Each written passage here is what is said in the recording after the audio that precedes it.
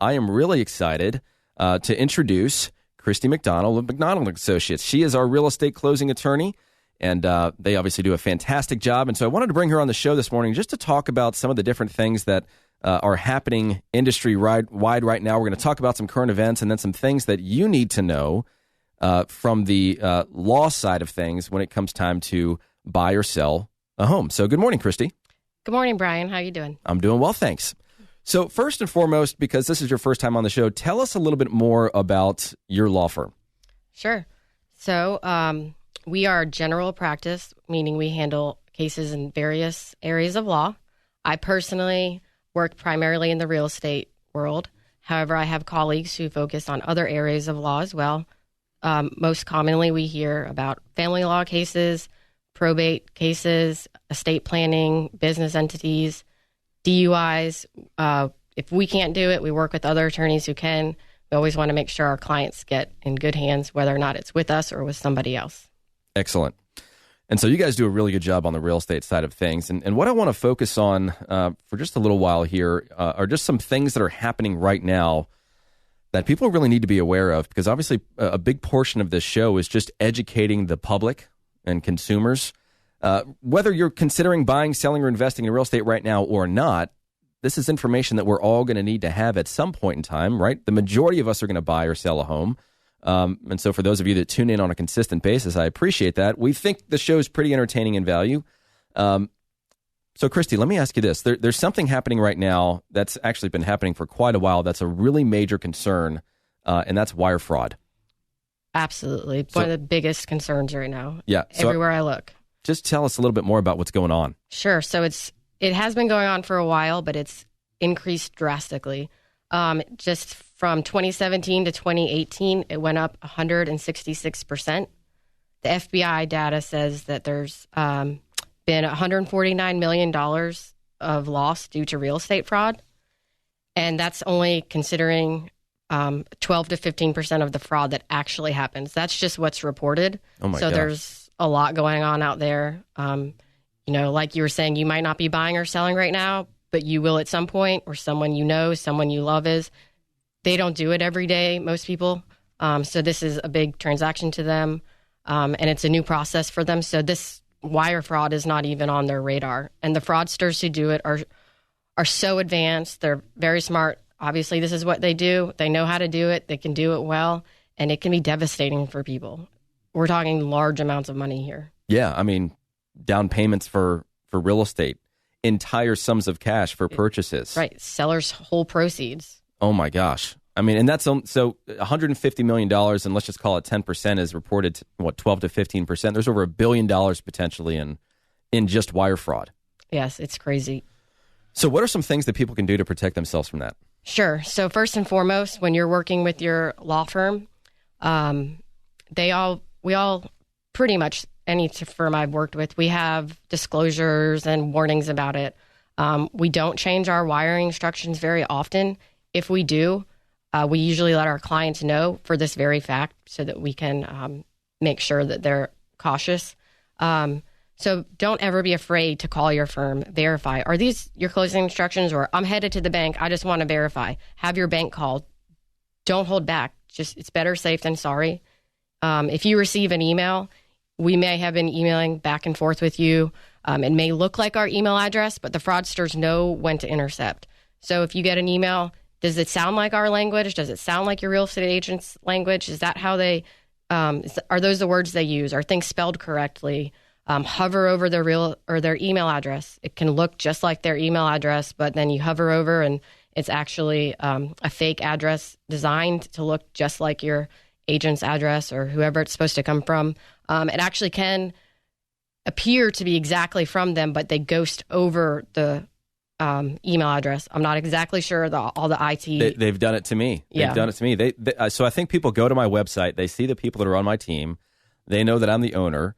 And so they will pose as me and send emails to people on my team saying, hey, I'm stuck in a closing right now, but I needed to pick up some gift cards for a closing gift for a client. Can you run to, blah, blah, blah, and pick up $150 in gift cards? And every single time, obviously, a team member has come to me and said, hey, do you really need me to do this?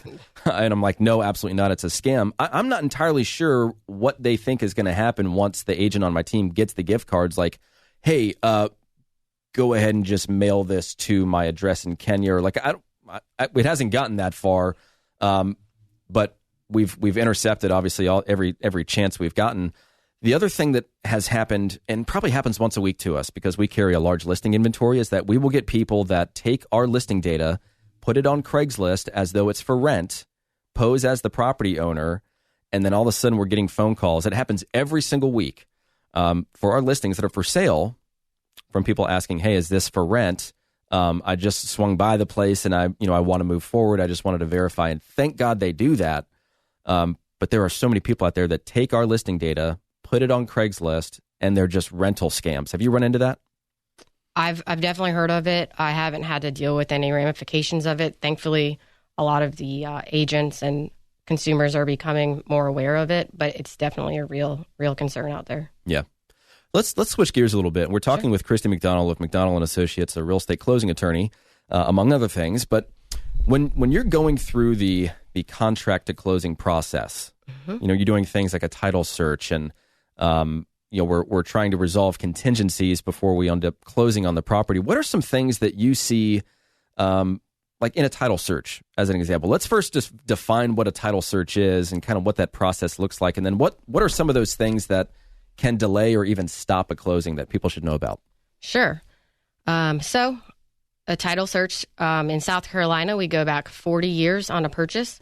We look at the Register of Deeds, any document that's of record. We look at the chain of title. We look at the plat. We see if there's any easements, restrictions, basically anything that's gone on with that property that's recorded. We review it. We make sure that there's nothing that would prohibit the seller from conveying title to the buyer, and that when the buyer receives that title, that they are getting good title and they know that they are the true owner of that home with no impediments or with no true impediments to ownership. Gotcha. And so what are some of the things that come up in that title search that would delay or even prevent a closing? Sure. So one of the biggest things we see is estates that are not probated. Okay. Then they're going to have to start that whole probate process if it hasn't been started at all.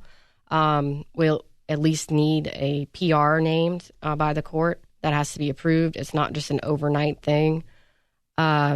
Trusts, make sure you have all your trust documents on the closing contract. Make sure you're using the correct buyers, sellers' names. If it's being bought or sold as an entity, make sure you have that information up front.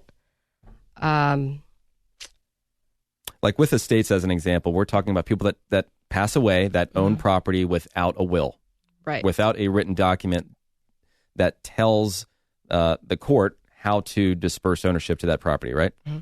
So if they don't have a will, it's going to go by the intestacy statute, which says this is how your property is going to go. That's how we always want people to have wills, so that how you want your items to be dispersed, they will go to your wishes.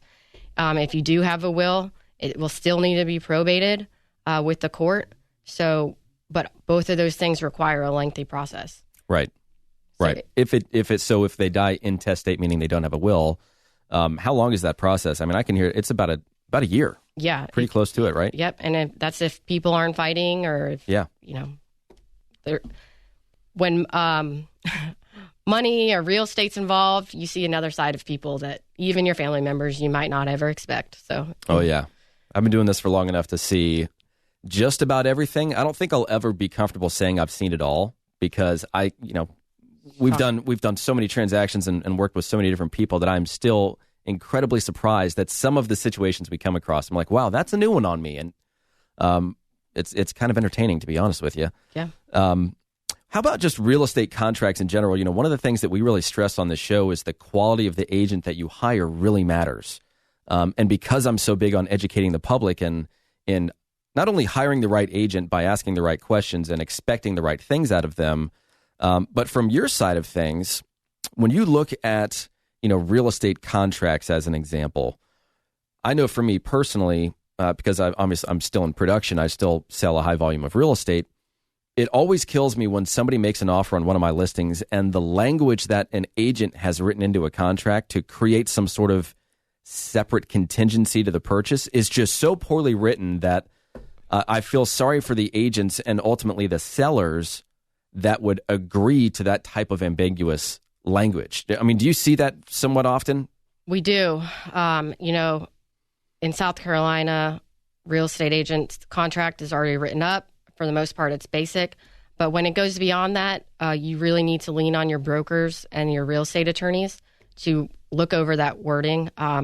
As we just mentioned, people, when real estate's involved, you see a different side of them. Real estate closings are very high emotion, regardless of what side you're on. So when those addendums or any changes are drafted, make sure they're looked over with a fine-tooth comb. Call your attorney, ask them, hey, this is a closing coming up. Do you mind reviewing this? You probably have a relationship with them, or your client has a relationship with them. You can also, even pay them to just look over that because it's so important. Right. Because the devil's in the details. You have to think, worst case scenario, if the other party wants to pick this apart, I want them to have nothing to be able to come at us with. Absolutely. And so, and just a small example, but a newer agent on my team had a question about how to write a contingency to a contract. Their buyer wants to be able to install a pool for a home that they're buying. They want to make that a contingency to the purchase, meaning if they can't install a pool, they don't want to have to buy the house.